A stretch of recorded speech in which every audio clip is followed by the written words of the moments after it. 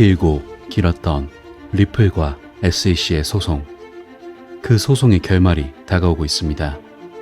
이에 따라 현 시점 투자자들이 가장 집중해야 하는 그 핵심은 이것입니다.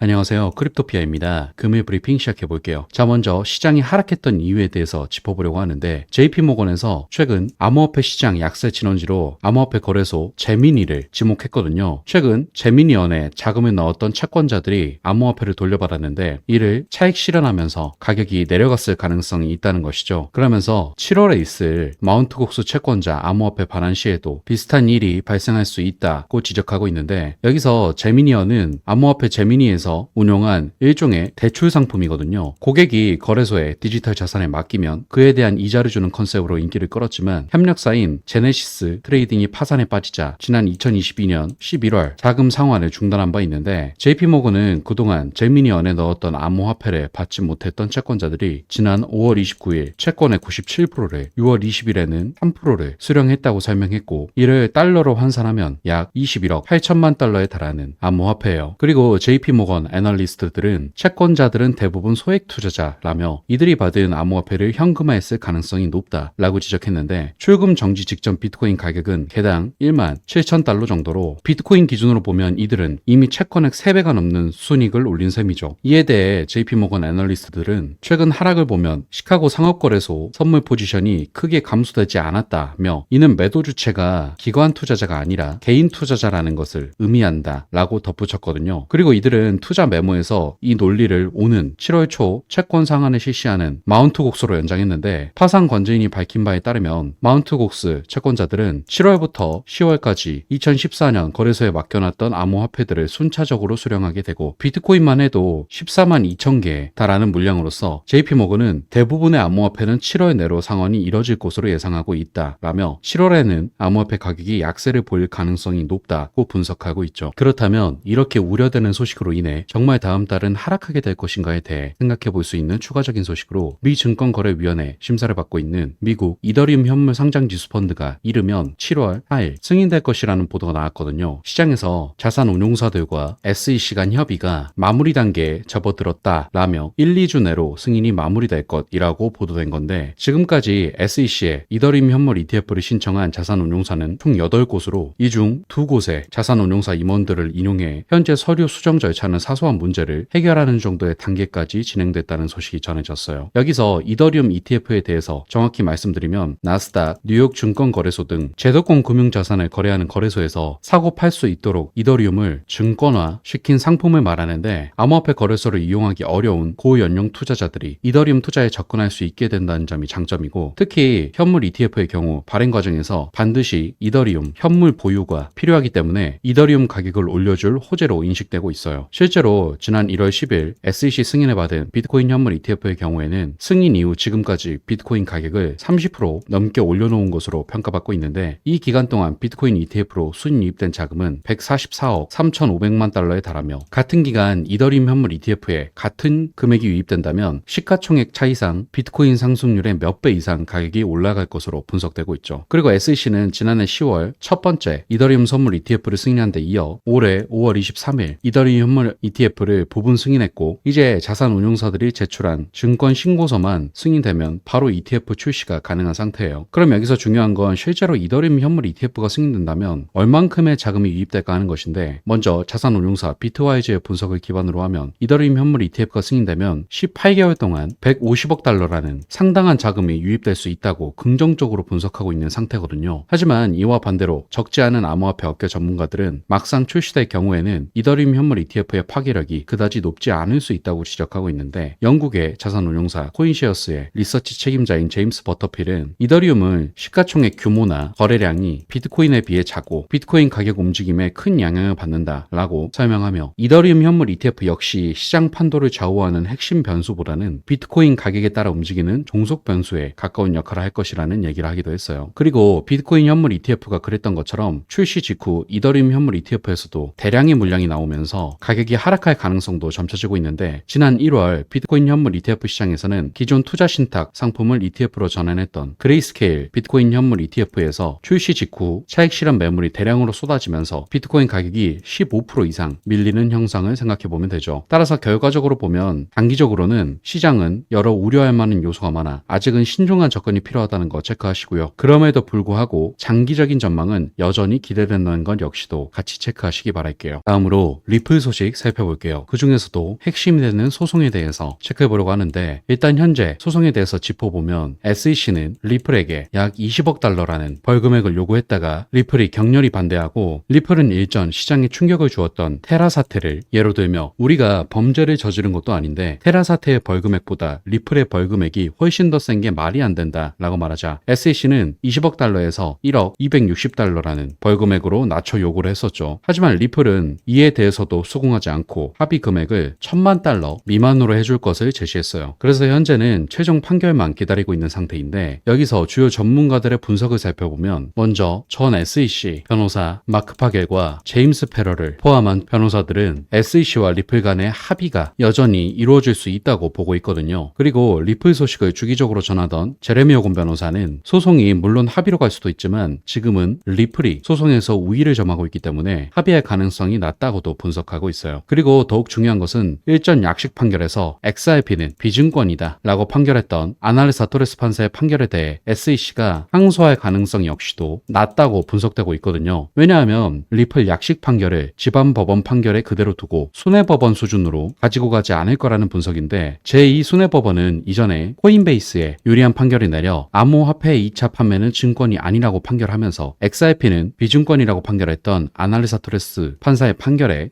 무게를 더했기 때문에 SEC가 항소를 하더라도 손해법원의 판결에서는 결국 승산이 없다고 판단하여 항소를 하지 않을 수도 있다는 분석이죠. 더불어 현재 리플에게 판결이 유리한 시점이기 때문에 리플 소송 담당 판사인 아날레사 토레스가 전문가 증인을 거치지 않고 구제책과 가처분 명령에 대한 최종 판결을 발표할 수 있다고 보고 있거든요. 즉 최종 판결이 약식 판결보다 훨씬 빨리 나올 가능성이 있고 이는 최종 브리핑 후 60에서 90일 이내에 나올 수 있어 선거 연도로 인한 여러 지연 과정을 포함하면 최종적으로 8에서 9월 정도엔 소송의 판결이 나올 것으로 보고 있는 거죠. 따라서 결과적으로 현재 소송은 원만한 합의를 하면 물론 좋겠지만 어차피 리플에게 유리한 시점이기 때문에 합의를 하지 않아도 괜찮을 것으로 보이며 최종 판결 역시도 시간이 많이 걸리지 않을 거라는 점과 더불어 최종 판결 후 SEC가 다시금 항소할 가능성 역시 계속해서 작아지고 있는 상태라서 모든 부분에서 리플이 유리하다고 생각하고 있어요. 따라서 정말 길고 길었던 소송이 리플의 긍정적인 승리로 끝나는 날이 그리 멀지 않았다는 말씀 다시 한번 강조드리고 싶고요. 금일 브리핑은 이것으로 마무리하도록 할게요. 마지막으로 영상 하단의 고정 댓글 보시면 이런 시장의 다양한 관점들에 대해 교류할 수 있는 소통방 링크 있으니까 많은 참여 부탁드릴게요. 감사합니다.